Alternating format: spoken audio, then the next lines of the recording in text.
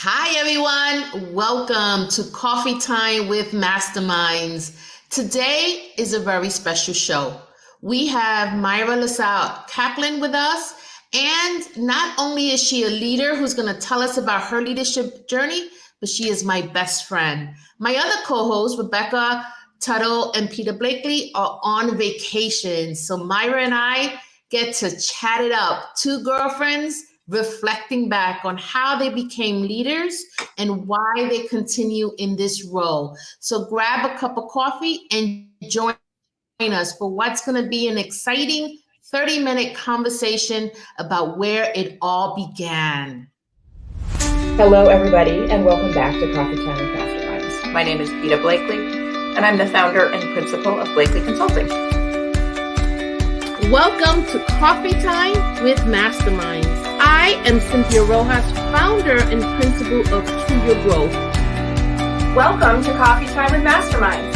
I'm Rebecca Tuttle, founder and principal of Grant Right Now and Grant Writing for Good.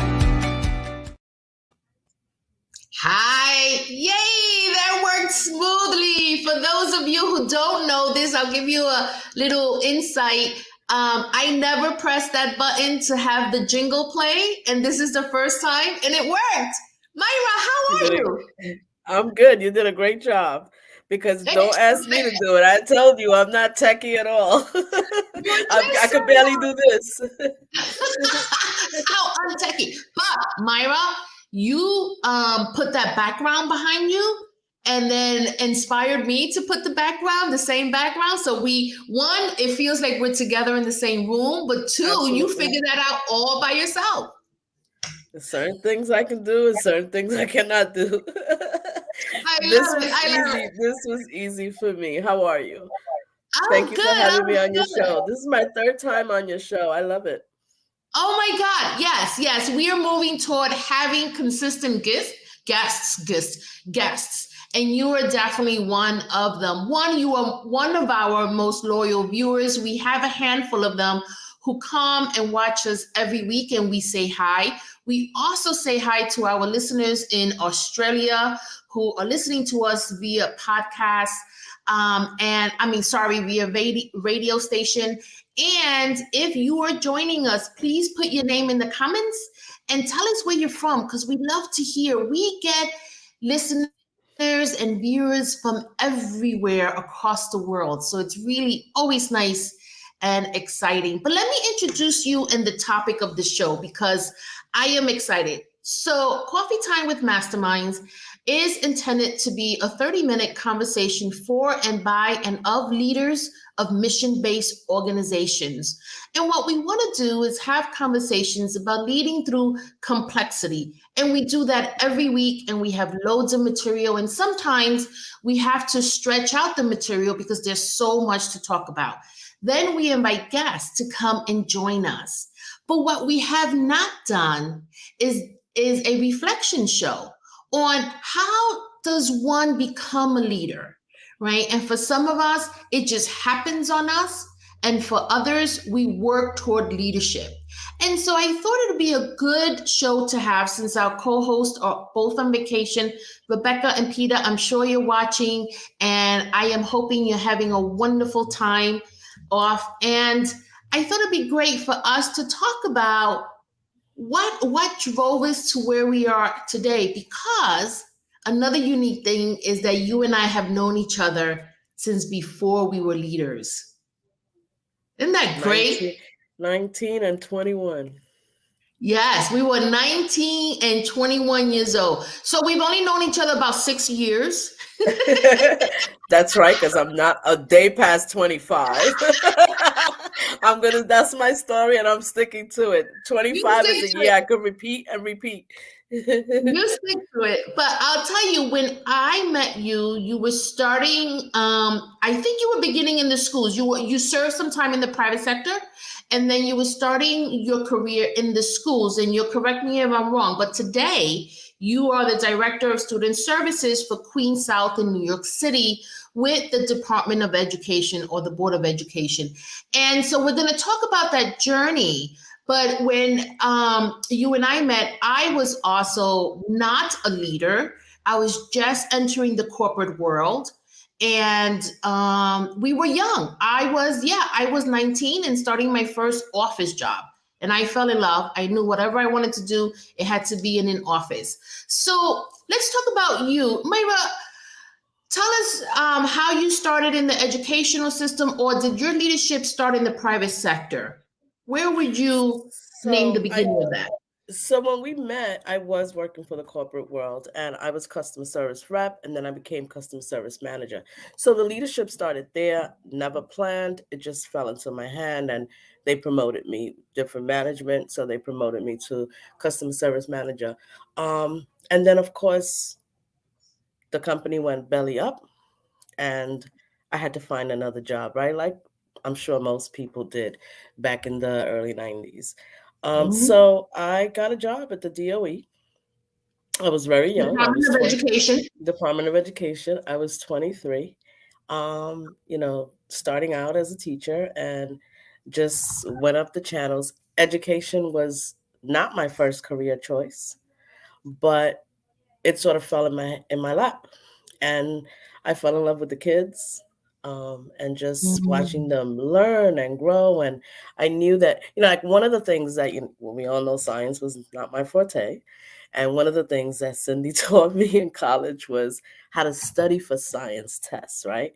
I knew I wasn't going to use science forever because I wasn't going to become a doctor, but I needed to pass biology, right, to graduate college. Yeah.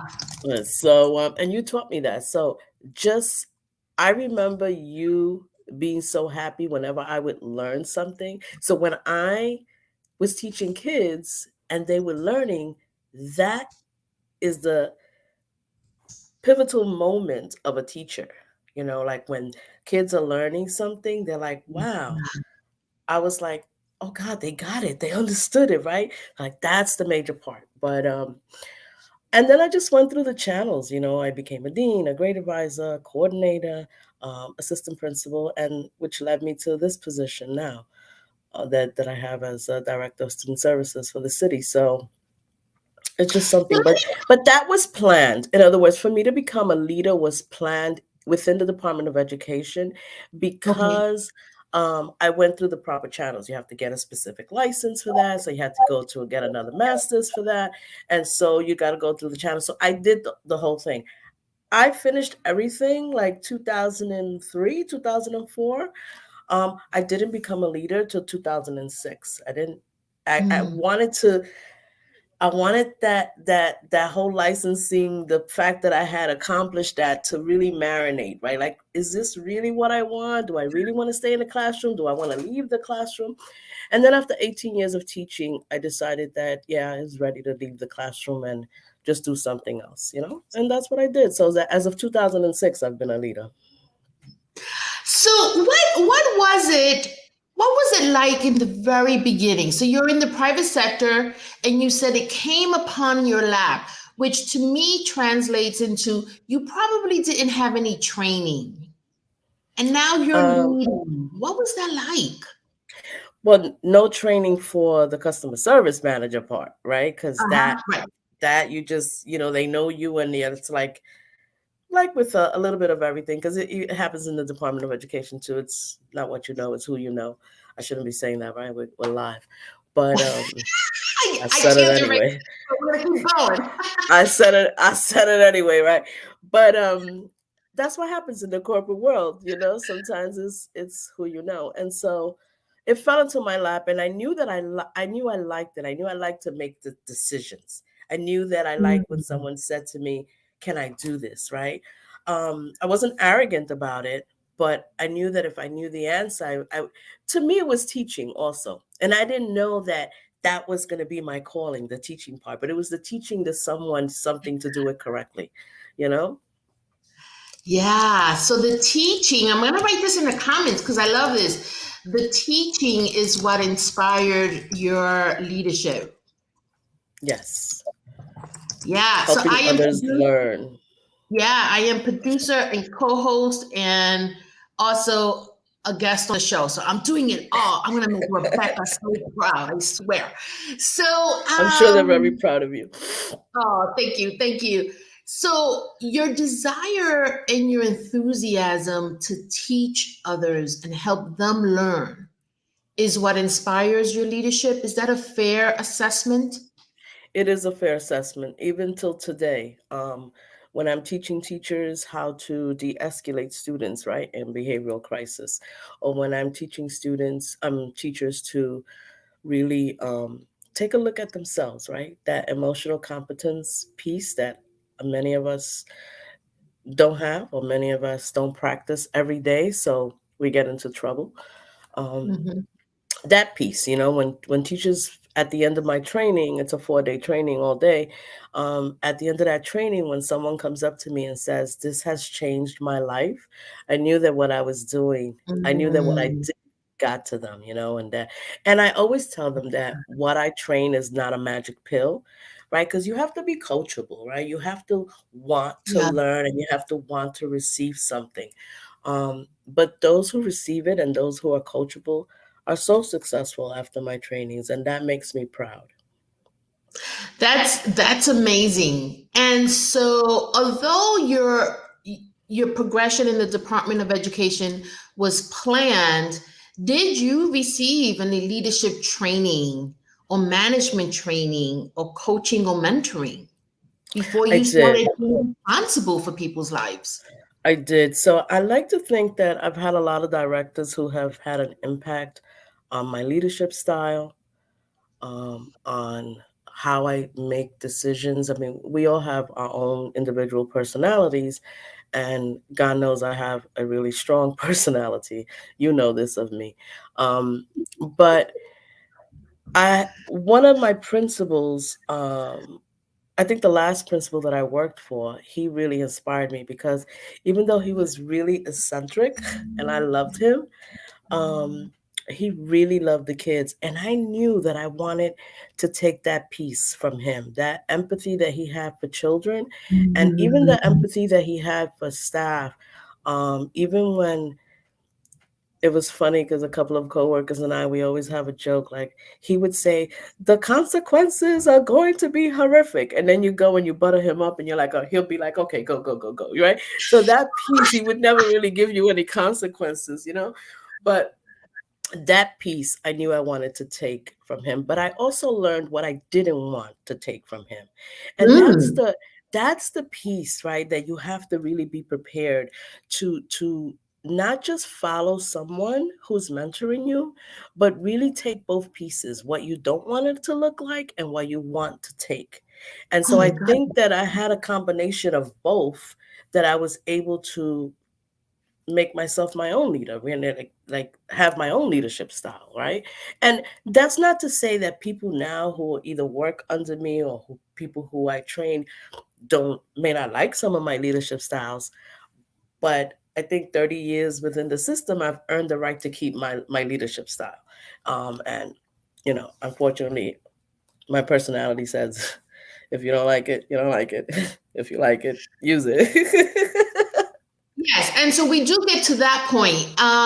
Definitely, I can identify with that. But you're oh my God, you have so many wonderful nuggets here. So one, you also mentioned enjoying decision making, and so tell us a little bit about how do you make decisions?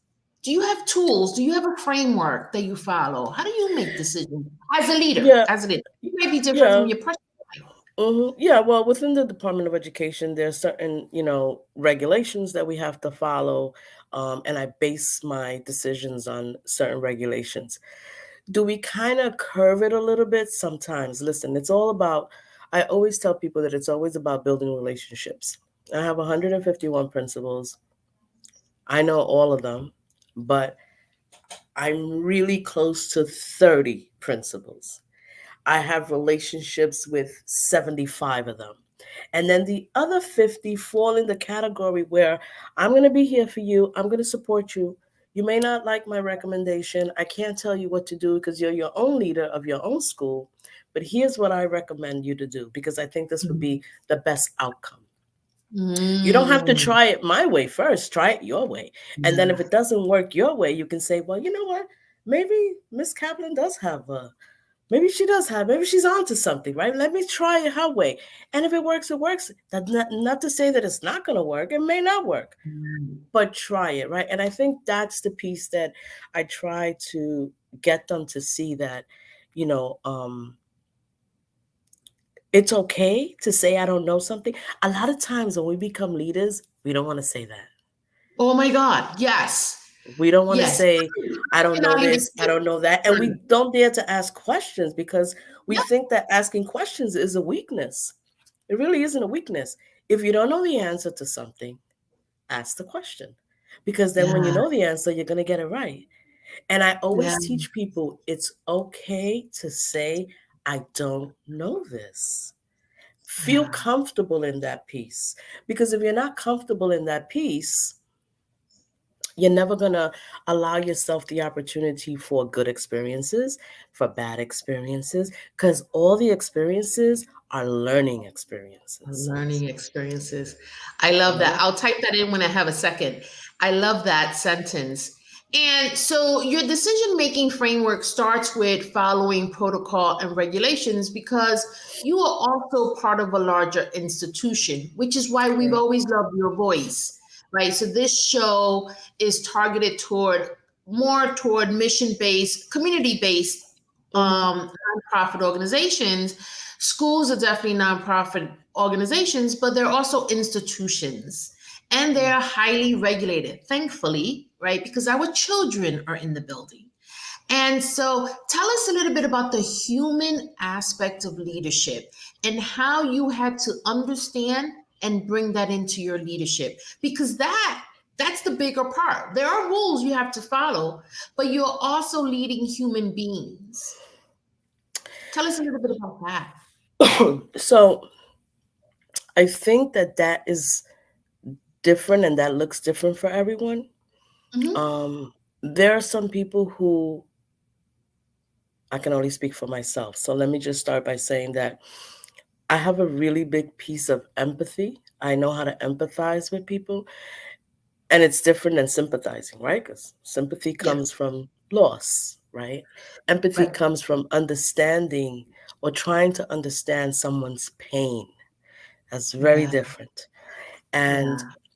I think that I'm a very I'm very big on just helping calm people down, right? I walk into a school, principals, maybe very upset, quick example, I had two drownings, right? Principal, and all I did was grab the principal's hand and hugged her. Hmm. She didn't have to tell me anything. That's all she Right. had to do. So I told everybody they needed to leave her office because what happens is her office gets bombarded, right? I said, okay, everybody Yeah. out. I need to speak to her by myself. And I didn't speak to her, just held her hand and hugged her, let her get it out. Yeah. Um, and I think that says a lot about me, right? In terms of being able to get that human side, right? Yeah. And again, it comes down to building relationships. I couldn't have done that had I not had a relationship with her. And she's fairly a new principal, but like I said, she's coachable. So because she's Mm. coachable and because she's willing to learn, she's new, she doesn't know everything. So she's got to get from every single angle, and there are many things that people are telling her. You got the NYPD telling her what to do something, and their mentality is completely different than our Sure. mentality, right? Not that they don't empathize, right? Not that they don't have good people in the NYPD, but it's still it's still a different lens. They're looking at it through a different lens. And so just being able to touch someone, right? And that we missed for 2 years, right? But that piece of touching someone, just letting them know that you're there with them, just really brings that human touch. Um, and I personally think once you have that, you can pretty much tell anybody what to do and they'll do it. Once they Yeah. feel that aura from you, you know? I love that. I love that. And just to backtrack a little bit about what you do as a director of student services, you manage crisis. So when you talked about drowning, when a school has a crisis such as a death, you and your team are on site to manage that. Correct. And so I just want to let our viewers and our listeners understand that and put that into context. And so what you have there is a leader, you with your team going into a place that already has a leader, right? Correct. And so negotiating that authority and power can get complicated. But what I hear you saying is that through empathy and respect and understanding that this principle is very human, that you are able to come in and gain some authority and take over as you start to settle down all the moving parts that are happening. Am I interpreting that correctly? Okay. Correct, absolutely. Because my job is a little logistic, right? My job is about, what you have to do, what you have to set, you have to do this, you have to do that. And I can't come in guns blazing saying that, well, you need a room for this, you need a room for that, I need to come in and say, how are you? I need to come in and say, take a moment. I'm in no rush. I'm not going anywhere, right? Yeah. I'm here all day for you, right? So those are the things that really helps them, I think, as leaders, right? Because they also have to proceed and have to tell, she has to tell or he has to tell their constituents what they have to do, Yeah. and their staff what they have to do. Now, is every principal like that? No. I had another principal who was doing it her way. And it was a debacle only because she didn't want feedback. And that has a lot to do with really being in her own feelings and processing her own grief and excuse me, and the sadness of what just had happened in her building. People react to it differently. And I always tell people, grief is different. Like when my team came in, they were like, well, what are we supposed to do? Are we supposed to just be here? I said, yeah, for now, you're just going to be here because she doesn't want you right now. We got to get her to want us. And once she sees what we know how to do, she's going to want us, right? But I need to be able to do that. You can't do that, right? Because you don't know her, right? And I know her, so I have to go in very slowly, right? I have to go in little by little, right? Just to push myself through so that she could see that there's another lens that's there, that there's support. We're not there to tell her what to do. We're there to support her. And sometimes people confuse that. And sometimes people get involved in the power struggle, right? This is my building. I'm going to do it my way, blah, blah, blah, blah, blah, right? Hey, that's cool. And we see that in leaders everywhere, right? This is my department or this is my team.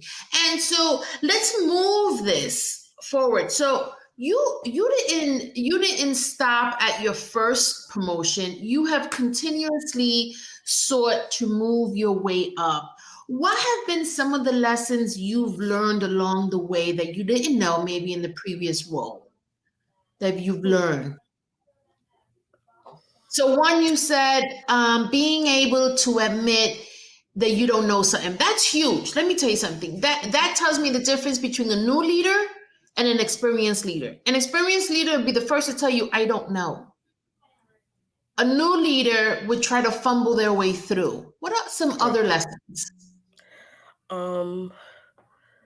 Just being able to take a step back. Just being able to recognize this particular thing is not my forte. I don't think I can take leadership in that. I think I have to assign that to somebody. I think I have to look at my team and say, you know what? He has the gift of gab. He's going to be able to do that. And just say, hey, you know what? He's taking point on this, not me. I said, I'll be here if you need me, right? Right. But he's going to take point on it. So you're going to make communication is going to be between you and him. And you have to recognize that doesn't come easy, because I remember being AP and I would say to myself, AP is an assistant principal. And I said to myself, you know what? I'm going to do it all. I'm going to do it all because no one's going to do it like me. And if they do it wrong, I'm going to get in trouble. And But by exactly. But by year 3, I remember one of my deans, she entered something into the system and she entered it incorrectly. And year one, I would have said, oh my God, catastrophe. What am I going to do? Year three, I was like, it's okay. I'll take the fall for it. No problem. Yeah. I said, you There know you what? go. Now you know how to do it right. You won't make that Yeah. same mistake twice. And she was like, oh my God, you're not upset? I said, no. I said, we have Yep. to, here's another good line for you. We have to accept the things we cannot change. Yeah. Let me write that down. Yeah. Yep. We have to accept the things we cannot change. And she was just so surprised. And I like to think that they all learned a little bit from me, not all. I had a really strong dean. I had a dean who was a nurturer. And I had a new dean Mm. who was trying to be like a little tough and a little nurturer, right? And you have to sort of start to see what side you're going to lean on. You're either going to be a disciplinarian or you're either going to be a nurturer. You can't be both. You can't be Yeah. both, you know? Yeah. Oh, we gotta here, let me put this up. I think I could figure that out. Okay. We got a message from Rebecca who's on the road. Thank you so much, Rebecca. Myra, you Oh, are a good leader. Thank you for sharing insight into leadership. You've left us with some great takeaways. thank Yes, you. you have. And Thank you. Thank you. so when you meet new leaders, which you do all the time because you're training, and they start and they're already exhausted because things have gotten, I mean, you've been on this journey for 30 years because you started when you were 5, and Basically. I love it. years ago, our problems were a lot simpler, Yes, and they now were. they are complex. And so, my audio is slowing down, so I'm going to stop moving. What do you tell new leaders today? I tell new leaders to don't do, mm,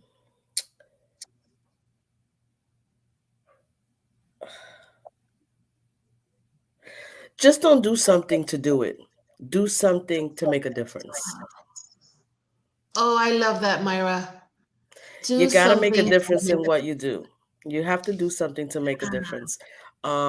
Even if it's a difference in your life, you'd be surprised how many people come back to you and say, what you said that day in that Yeah. room back in March of 2021, I never forgot that. And those are the things that continue to inspire me to continue to do what I do, right? Because I know I'm Yeah. making a difference. I know, like, before I was making a difference in student lives, and now I try to make a difference in teacher lives because I want them. Here's how I can also say it really quickly.